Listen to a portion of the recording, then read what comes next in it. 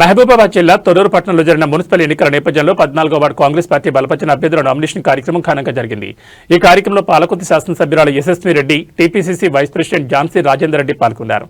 తొర్రూరు పట్టణంలో నామినేషన్ ర్యాలీలో పార్టీ నాయకులు, కార్యకర్తలు పెద్ద సంఖ్యలో కాంగ్రెస్ శ్రేణులు ఉత్సాహంగా పాల్గొని నినాదాలతో కార్యక్రమాన్ని విజయవంతం చేశారు. ఈ సందర్భంగా వారు అభ్యర్థి మాట్లాడారు.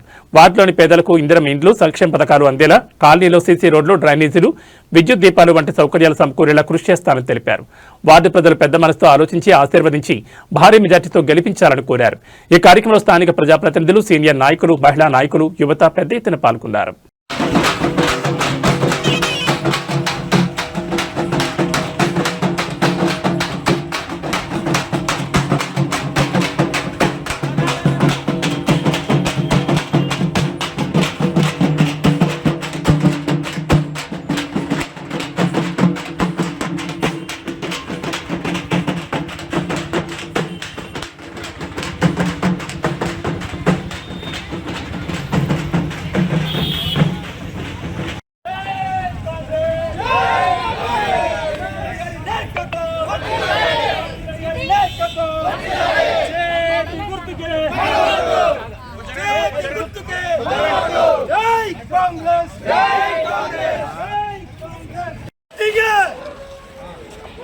ఝాన్సీ రెడ్డి మేడం నమస్కారం.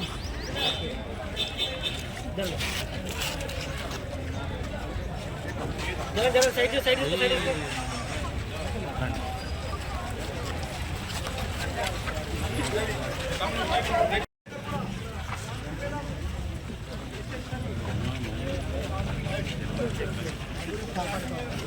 Okay thank you. రావో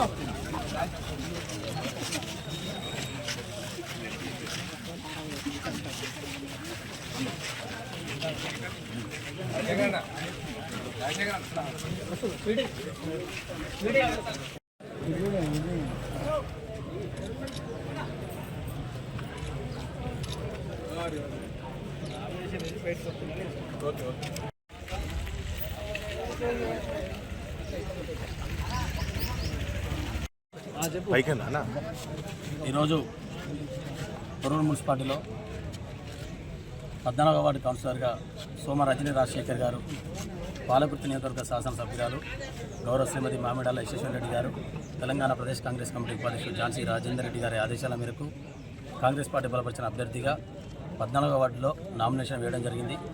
ప్రజల ఆశీర్వాదం కోసం 14వ వార్డులో మేము ముందుకు వస్తున్న ప్రజాసేవ లక్ష్యంగా, అభివృద్ధి నా ధ్యేయంగా ఎన్నో ఉన్నతమైన చదువులు చదువుకొని 3వసారి కూడా ప్రజల మధ్యకి ఉంటూ నేను ఇప్పుడు పోటీ చేయడం ఇది 3వసారి.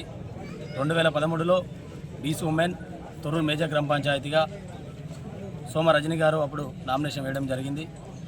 తర్వాత మున్సిపాలిటీ అయిన తర్వాత 2020లో జనవరిలో కాంగ్రెస్ పార్టీ అభ్యర్థిగా సోమ రాజశేఖర్ నేను నామినేషన్ వేయడం జరిగింది.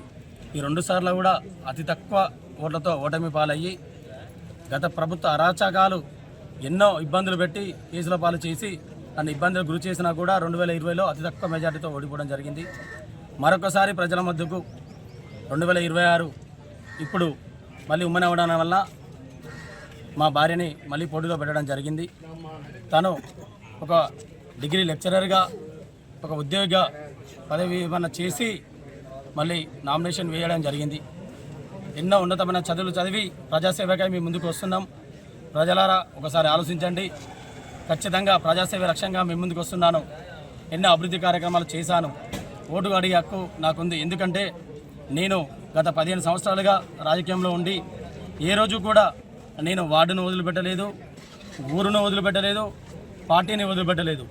ఈరోజు గత 7 సంవత్సరాలుగా తొర్రూరు కాంగ్రెస్ పార్టీ అధ్యక్షునిగా కొనసాగుతున్నాను. పార్టీ కార్యక్రమాలు ప్రతి కార్యక్రమాన్ని కూడా ప్రజల మధ్యకు తీసుకొచ్చి పార్టీ బలోపేతానికి కూడా ఎంతో కృషి చేయడం జరిగింది. అలాగే వార్డు ప్రజలకు కూడా నిత్యం అందుబాటులో ఉంటూ నాకు తోచిన సాయం చేసుకుంటూ, నాకు తోచిన అభివృద్ధి చేసుకుంటూ, ప్రజా మధ్యంలో ఉంటూ 14వ వార్డు అభివృద్ధికి, తొర్రూరు మున్సిపాలిటీ అభివృద్ధికి కూడా నా వంతు సాయం ఏదో రకంగా చేయడం జరిగింది. ప్రజలు ఖచ్చితంగా నన్ను ఆశీర్వదించే అవసరం ఉంది. నేను వెన్నంటూ ఉండి మీ మధ్యలో ఉండి మీ సమస్యలకే కొట్లాడుతానని మరొకసారి మీ ముందుకు రావడం జరుగుతుంది. చేతి గుర్తుపై ఓటేసి నేను గెలిపించాలని, సోమ రజనీ రాజశేఖర్ గారిని గెలిపించాలని మనస్ఫూర్తిగా కోరుకుంటున్నాను. అందరికీ నమస్కారం.